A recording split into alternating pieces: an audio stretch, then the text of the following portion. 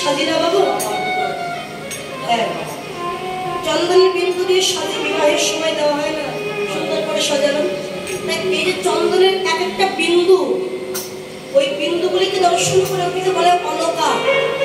দেখে মনে হচ্ছে বিন্দু থেকে রাশি রাশি মুক্তা ঝরে পড়ছে, এত সুন্দর বিন্দুগুলো। এবার তিলকের দুখানা দাগ আমি দেখলাম, এই দাগ দুখানা দেখে মনে হলো এই জানিস যেন দিগ্বিজয়ী মদন ধ্বজা, মদন ধ্বজা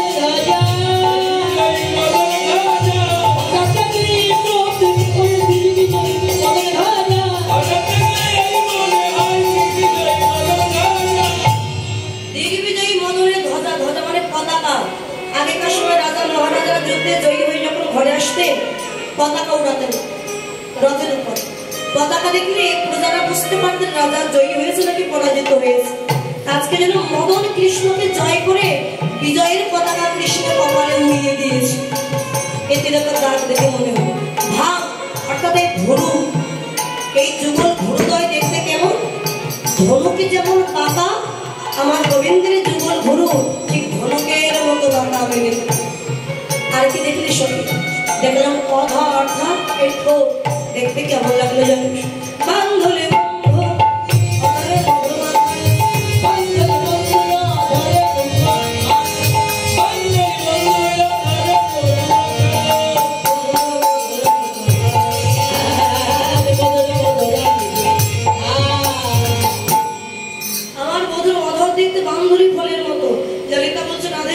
বান্ধুরি ফলটাকে একটু বল। আচ্ছা বাবা, আপনাদের দিকে আছে না বাগানে হয়? শহরের মানুষ তো বাগানে কি আর লোক বাগানে হয় দেখবেন তেলাকুচ ফল আছে না বাবা, পাখিতে খায়, চেনেন? এই যে পটলের মতো দেখতে হয়, কি বলে আপনাদের দিকে? এখন তেলাকুচ ফল যখন কাঁচা থাকে তার রং থাকে সবুজ, এর ফুলটা কেমন রং হয় বাবা? সাদা। আর এই ফলটা যখন পেকে যায় রং হয়ে যায় লাল। এদিকে ব্রজপুরি ভাষায় বলে বান্ধলি ফল। তেলাকুচ ফল যেমন লাল, আমার গোবিন্দের এই যুগল অধর ঠিক তেলাকুচ ফলের মতো লাল লাল টকটক। দেখে মনে হচ্ছে আমার বধূ যেন অধরে কুমকুম লাগিয়েছে, এত সুন্দর। মেয়েরা যেমন লিপস্টিক দেয়, আমার বধূ যেন কুমকুম দিয়েছে। যচপদ মদমঙ্গল ঘন তহি গোবিন্দ দাস, আমি কিরূপ হেরিল কালিন্দের কুলে, কিরূপ হেরিল কালিন্দের কুলে, আমি কিরূপ হেরিল কালিন্দের কুলে, অতি অপরূপ অদম্ব বলে, অতি অপরূপ অদম্ব বলে, অতি অপরূপ অদম্ব বলে।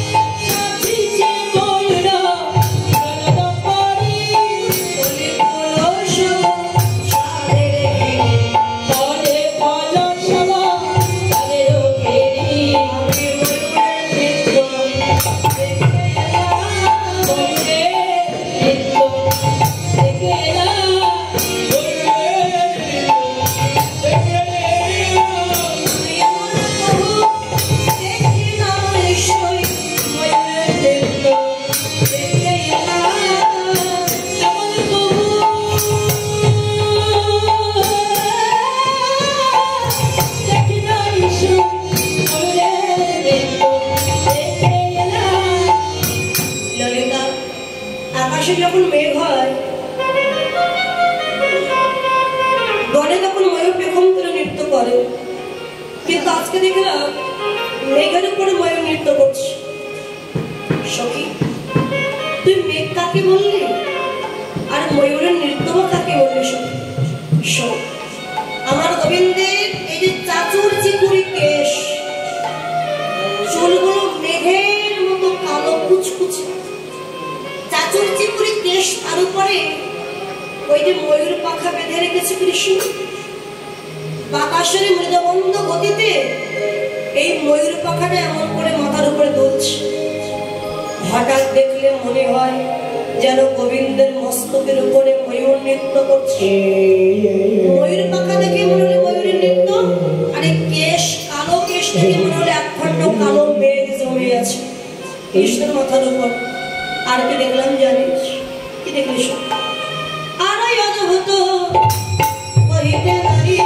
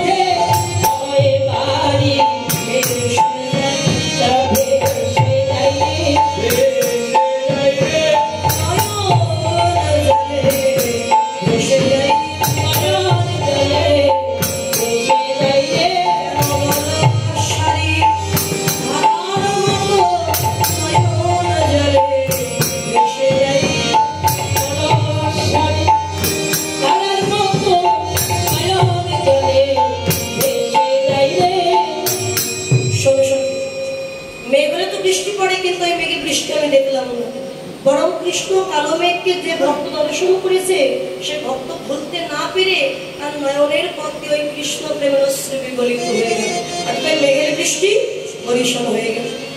জ্ঞান দাস কহে নহে দয়া, জ্ঞান দাসী কহে নহে দয়া, জ্ঞান দাসী কহে নহে দয়া, যে কহিলে ধনী সেই তো প্রভা, যে কহে ধনী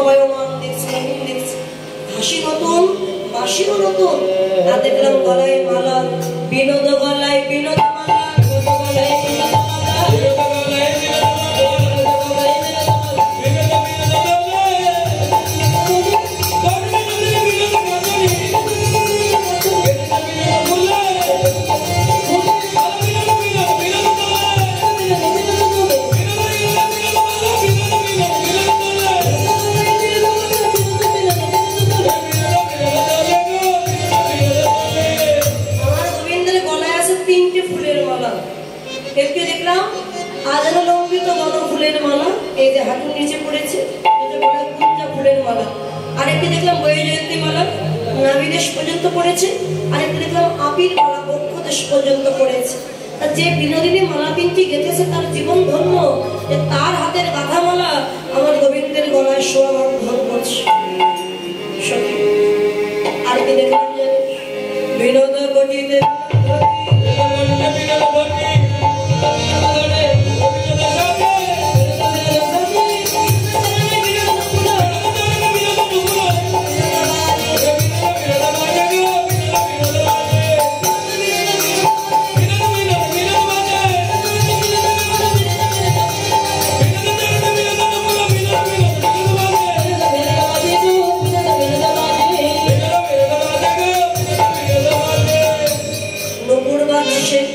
কেমন করে আমি রাই কিনি না শ্যাম কিনি। পদকর্তা বলে নপুর তুমি যদি কিনতেই চাও রাই কেনো, কেননা রাই কিনলে তুমি শ্যাম ফিরি পেয়ে যাবে, আর শ্যাম কিনলে শুধু স্বামী পাবে আর কিছু পাবে না।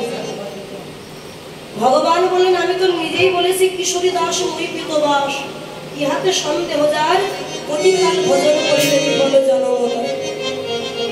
যদি কোনো ভক্ত ভাবে আমি রাধার চরণের দাস নই, এটা ভেবে যদি কেউ আমায় ভজন করে কোটি জন্ম ভজন করলেও সে আমার কৃপা পাবে না, আমি রাধার দাস। নুপুর বলে রাধা ভজন করে যদি কৃষ্ণ পাওয়া যায় তবে আমি রাধা ভজন করব, আগে আশ্রয় করব, আশ্রয় করলে বিষয় পাব। বিষয় হলো কৃষ্ণ আর আশ্রয় হলো রাধা। যেজন আশ্রয় করিয়া ভজে তারে কৃষ্ণ না হেটা যে আর সব মরে অকাল। ললিতা আমার কৃষ্ণের অসামঞ্জস্য যে রূপ, এর তো কখনো এক বদনে বলা সম্ভব না। বিধি যদি সমস্ত বদন দিতেন তবে হয়তো বর্ণনা করতে পারতাম। আর কি রূপ দেখলাম বলিস আহা ভাব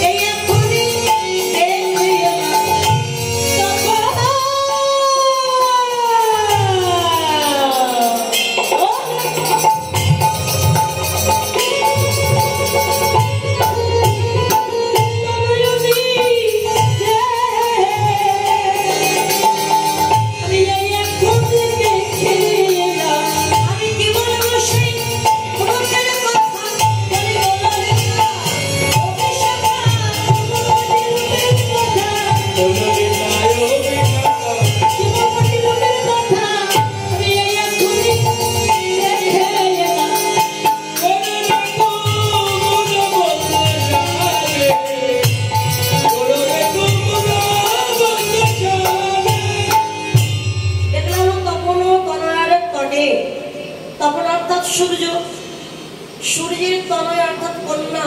সূর্যের কন্যাকে, সূর্যের কন্যাকে, সূর্যের কন্যা হচ্ছে যমুনা। যমুনার জলে জল আনতে গিয়ে আমি কৃষ্ণ রূপ দর্শন করেছি। দেখলাম ভবজ অনুজ রথ, তা তলে বিনোদ সুখ। দেখলাম গরুর পক্ষে চঞ্চু যেমন, অর্থাৎ এই ঠোঁট দেখতে যেমন, আমার গোবিন্দের নাসিকাটি দেখে মনে হলো ওটা যেন নাসিকা নয়, গরুর পক্ষে ঠোঁট দেখে মনে হলো। আর কি দেখলাম না, দেখলাম কি জানিস, পররে কুমদ বন্ধু সাথে। কুমদ অর্থাৎ শাপলা, কুমদের বন্ধু হচ্ছে চাঁদ। চাঁদের জ্যোতিও যেন হারে মেরেছে তার জ্যোতির কাছে। আর কি দেখলে সত্যি, কুন্তির নন্দন মূলে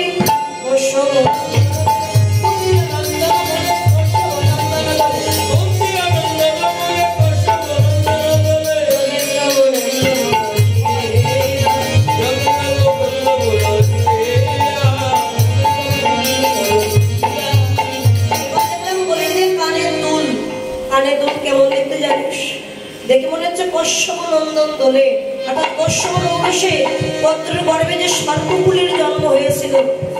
কানের দুল দেখে মনে হচ্ছে কানের দুল নয়, এক একটা বিশাল সর্প যেন ফনা তুলে দুলছে মন মানিককে গিলবাদের জন্য। আর দেখলাম কি জানিস, খগেন্দ্র নিকটে বসে রসেন্দ্র বাজায় বাসি, খগেন্দ্র নিকটে আসি রসেন্দ্র বাজায় বাসি, মনোমধ্যে মনোমধ্যে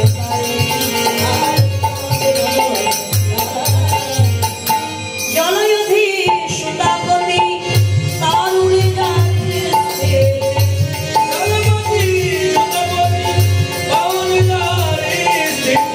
সে কেন যমুনার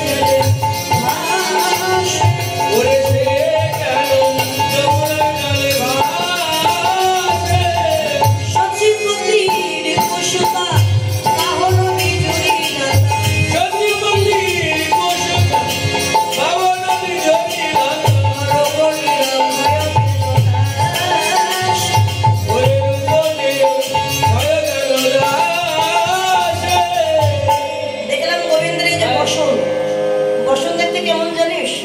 সতীপতি, পতি অর্থাৎ স্বামী।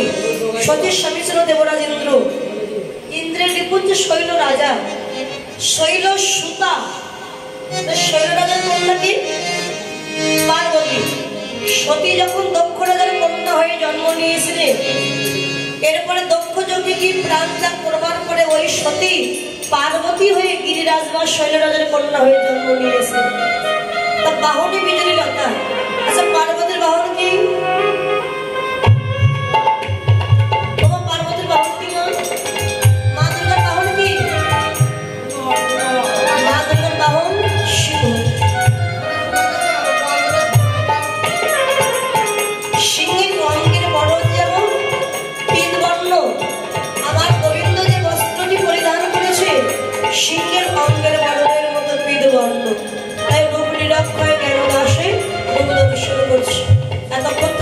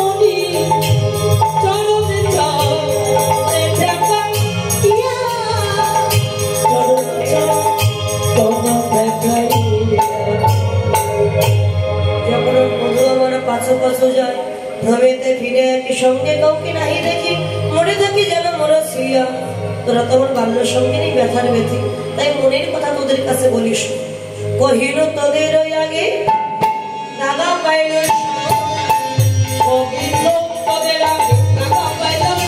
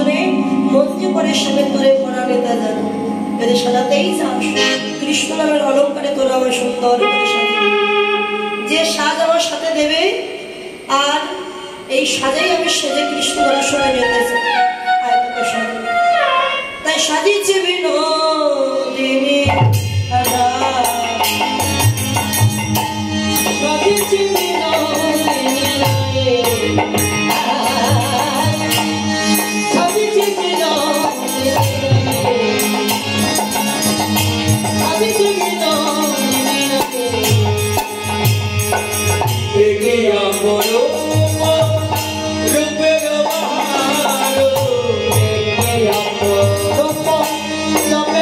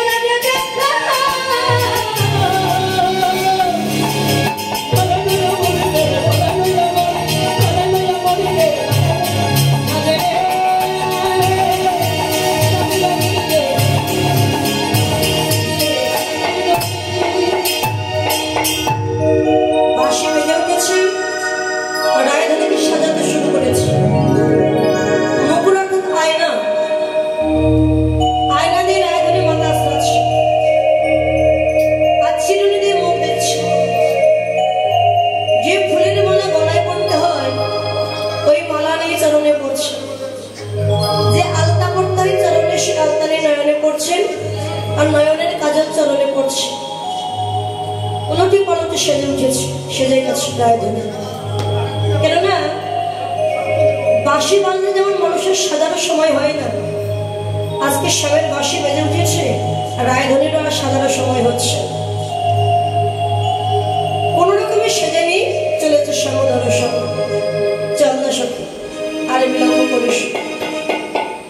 কোথায় আমার শ্যাম, কোথায় শ্যাম না শ্যাম অভিসারে বিনোদিনী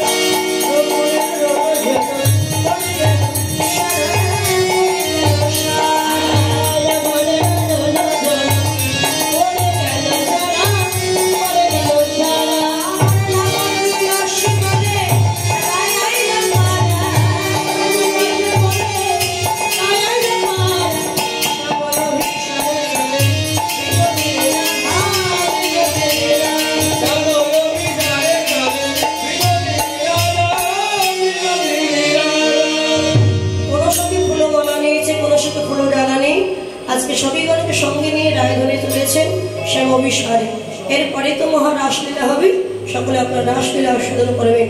অভিসারে যেতে যেতে আমার রায়ধনী অনুরাগে রাধা রইল,